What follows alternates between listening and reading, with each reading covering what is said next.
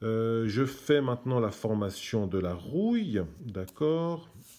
La formation de la rouille, voici l'équation. Nous avons du fer métallique qui réagit avec de l'oxygène gazeux pour obtenir l'oxyde de fer. Alors l'oxyde de fer est un composé ionique. Hein, j'ai écrit ici l'équation de dissociation. 2Fe3+, plus 3O2-. Hein, c'est des fer 3+, ici. Combien faut-il?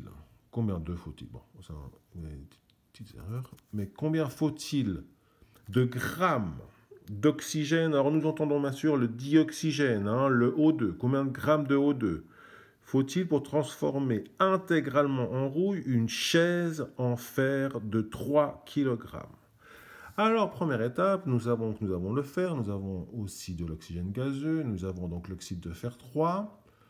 Nous trouvons les coefficients stoichiométriques. Alors, je vous explique simplement ce que j'ai fait ici. J'ai décidé de mettre un 1 sur un composé qui me semble tout à fait intéressant parce que ce composé-là contient du fer et de l'oxygène. Donc, en plaçant ici, je sais le nombre de fer et d'oxygène après la réaction.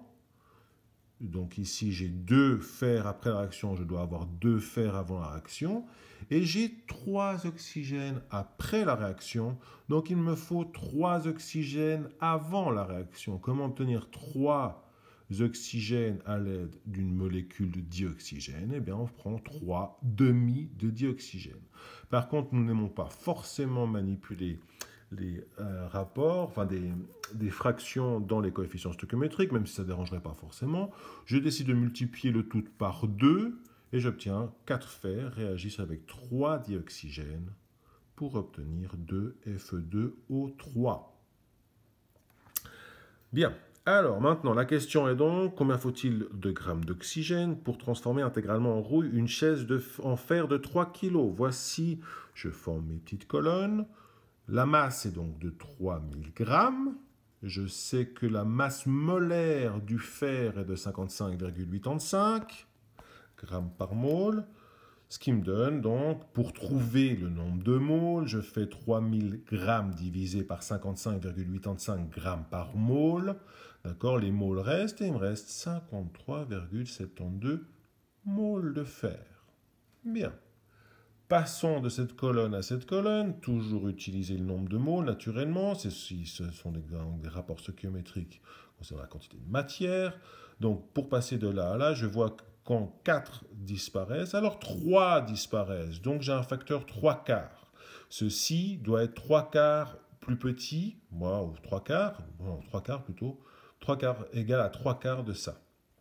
Donc je prends 5,72, je multiplie par 3 quarts, 3 divisé par 4, et j'obtiens le nombre de moles de O2 qui est demandé pour réagir avec ce fer. Je sais que la masse molaire de O2 est de 32 grammes par mole. Donc, si je veux trouver la masse de O2 qu'il me faut, je fais quoi? Je fais 32 grammes par mole fois 40,29 moles et ça me donne 1,289,2 grammes de O2, donc 1,3 kg à peu près. 1,3 kg d'oxygène, je décide, alors c'est effectivement la réponse, mais je décide d'aller un tout petit peu plus loin.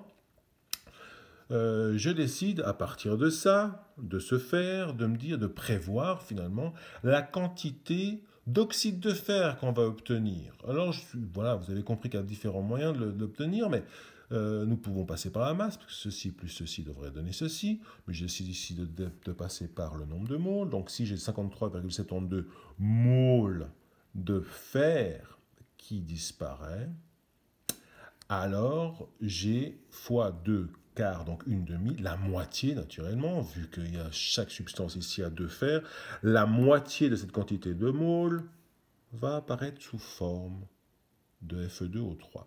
Donc le nombre de moles de Fe2O3 est ici de 26,86 moles.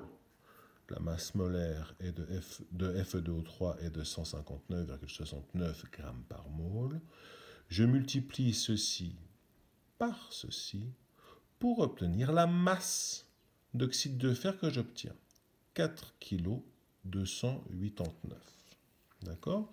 Et je vérifie naturellement la masse des réactifs, donc le fer plus l'oxygène doit être égale à la masse des produits. Je fais donc la masse de fer plus la masse d'oxygène est égale à la masse de Fe2O3. J'obtiens 3000 grammes plus 1289,2 grammes. Ça me fait 4289,2. C'est égal à 4288,9. Aïe, on voit qu'il y a un tout petit problème, je crois à l'œil de 0,3 grammes, mais naturellement ça provient de quoi? Des arrondis. Voilà. Donc nous avons fini la partie théorique. Je vous donne le prochain film traitera des séries d'exercices et ensuite je mettrai en place une petite discussion et peut-être une sorte de test en ligne. On verra tout ça. Bonne journée.